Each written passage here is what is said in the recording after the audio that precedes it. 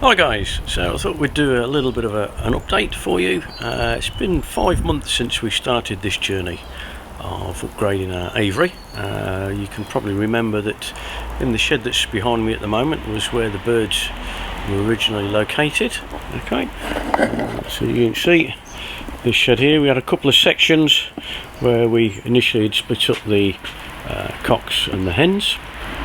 Okay, and then in May, June of this year we decided to make a change. I had got a bigger shed up at the top of the garden which I'd built when I was a photographer. I used as a studio. That shed was 24 foot long and 12 foot wide. So we'll take you up there and show you what we've made of that. Okay folks, so yes, at the top end of the garden now, so you can see behind us what we've set up. So as I say, originally I built the shed for a photography studio. Finally decided a few years ago to pack up the photography after a number of years, so we did that, which made the shed had become available.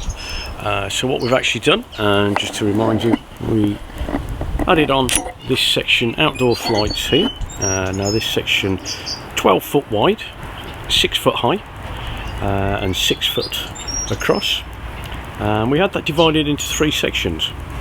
And then what we've done is we've done a similar setup on the inside, so the birds have got effectively a 12 foot by 4 foot section. We decided to split them up slightly. This end section here is where we've put the wax bills. Okay, we did use smaller mesh here on the external, because some of the very small wax bills potentially could get, not necessarily out, but probably get their head stuck in the 1/2 inch mesh. So we decided to go with a smaller mesh on that one. The centre section here at the moment, as you can probably hear, we've got some owls in there, some parrot finches,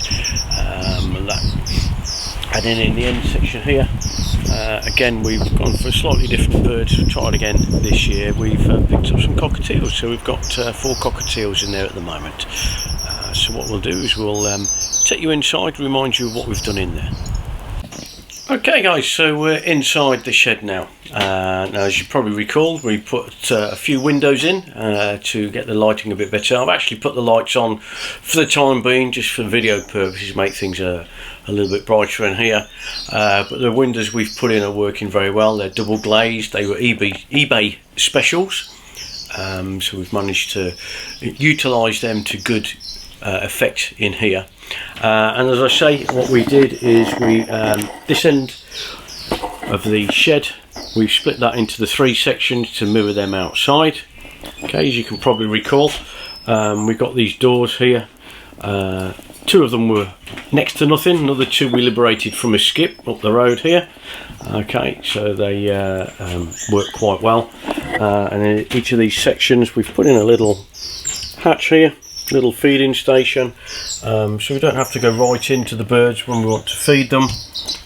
Obviously that's the wax bill section there. You can see some of those guys in there. Okay, so they've each got a section there where we can feed them without going in.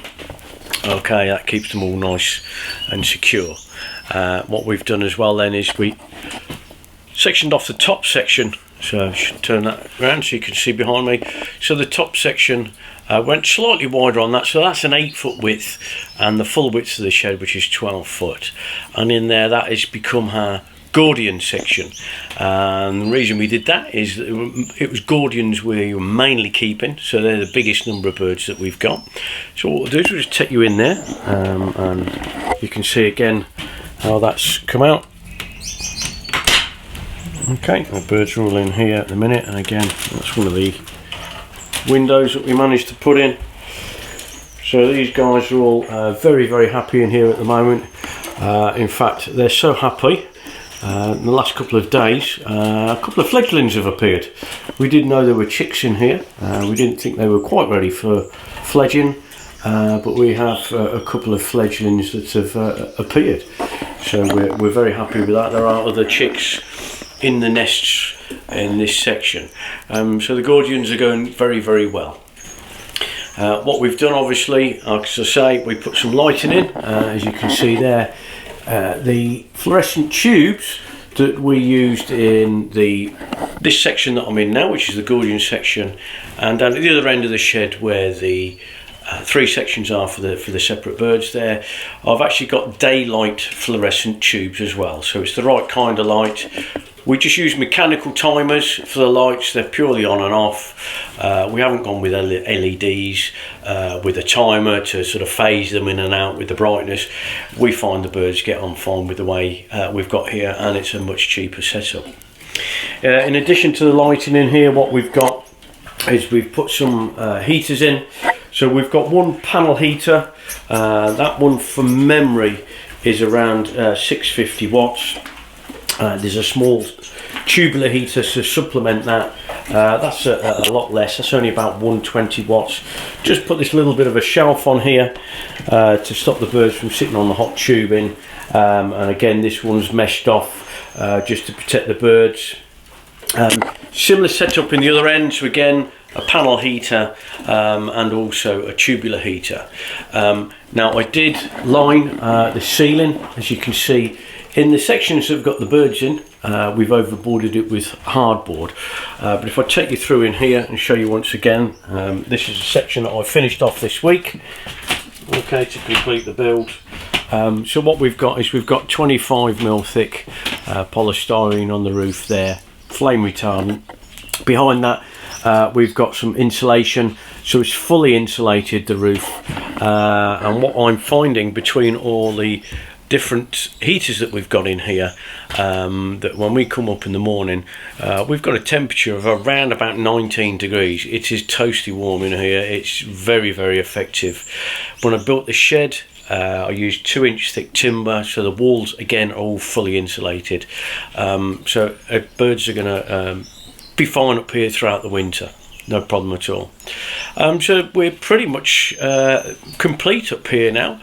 One of the other things we did try and do, some of you will probably remember, we tried breeding our own crickets. Although we had a little bit of success with that, it wasn't quite as successful as we'd hoped, so we've decided to knock that on the head. The one thing that was very successful, as you probably recall, made up this little bit of a winnower here to use with the Hoover. That is very, very successful. So each day, when we empty out our little seed trays there, okay, at the end of each morning, that gets emptied into this box there. Now that's going to due for going through, so I'll do that later on today or tomorrow.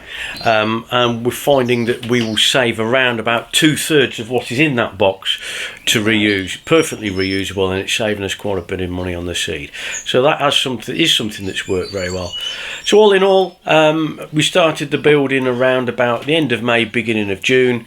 Very happy with the way it's gone on. Birds are really happy up here, and we've got plenty of breeding going on. In fact, we've noticed the cockatiels coming out of the nest box. Now these are cockatiels we picked up a couple of weeks ago at the Stafford show. They were a proven pair, we knew that, and it looks like they're possibly going down again, so we're very pleased with that. So I hope you enjoyed the little update, guys. Obviously there's not going to be too much more building work, if any at all, going on now within the videos, but I will continue to make little videos, different things that I'm going to make. 1 or 2 nest boxes I intend on making, and some of the stress purchase that we've got. What I'll do is I'll just do some videos, show you how we make those. But if there's anything that you want me to try and do, guys, please let me know in the comments. But all in that, we'll get back to you soon. Have a good day, guys.